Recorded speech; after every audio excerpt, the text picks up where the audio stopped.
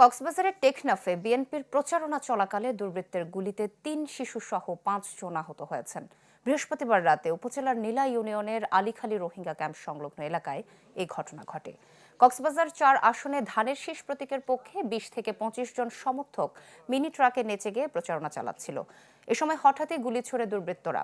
আতঙ্ক ছড়িয়ে পড়ে পুরো এলাকায়। আহতদের উদ্ধার করে হাসপাতালে পাঠানো হয়। তাদের মধ্যে দুজনের অবস্থা আশঙ্কাজনক হওয়ায় রাতেই তাদের চট্টগ্রাম মেডিকেলে পাঠানো হয়।